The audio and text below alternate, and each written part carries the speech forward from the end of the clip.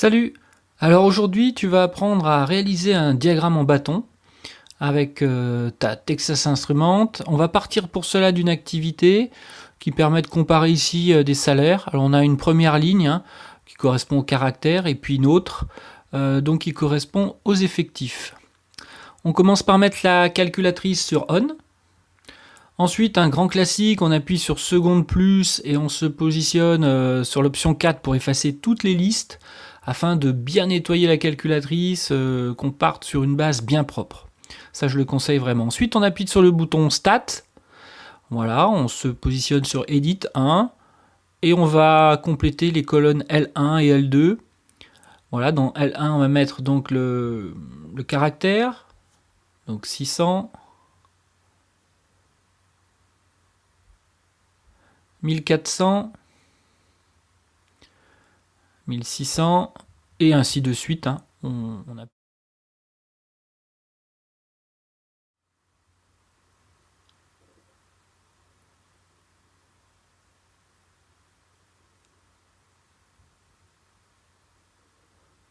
Voilà, ensuite on se positionne sur L2, et on complète les effectifs. 2, 1, voilà, et ainsi de suite.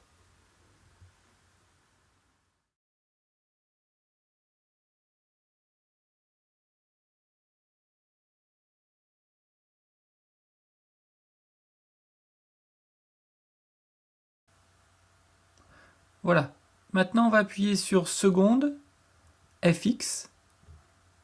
Voilà, et on va choisir donc le premier graphique, on fait entrée.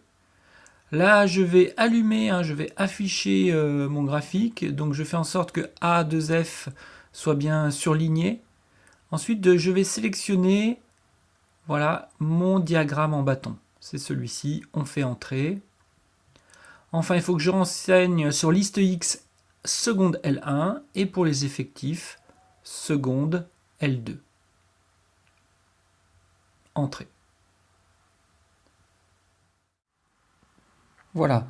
Donc maintenant, avant de partir directement sur le graphique, on va d'abord bien réfléchir au minimum et au maximum de chacune des deux séries. Voilà.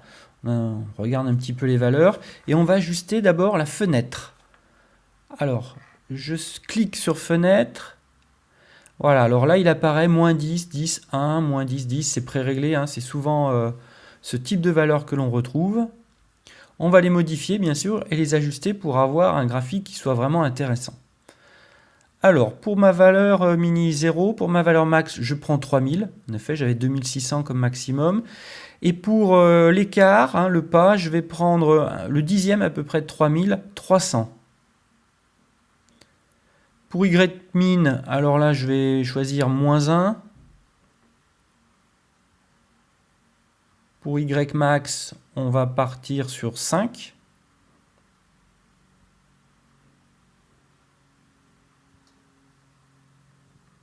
Voilà. Pour l'écart, on va choisir 1. Voilà, on a terminé.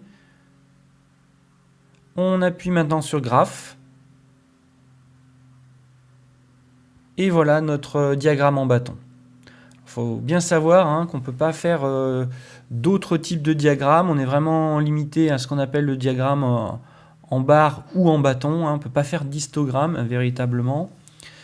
Voilà, donc maintenant il n'y a plus qu'à le recopier. Ça peut servir de moyen de validation. Voilà, à très bientôt pour un prochain tutoriel.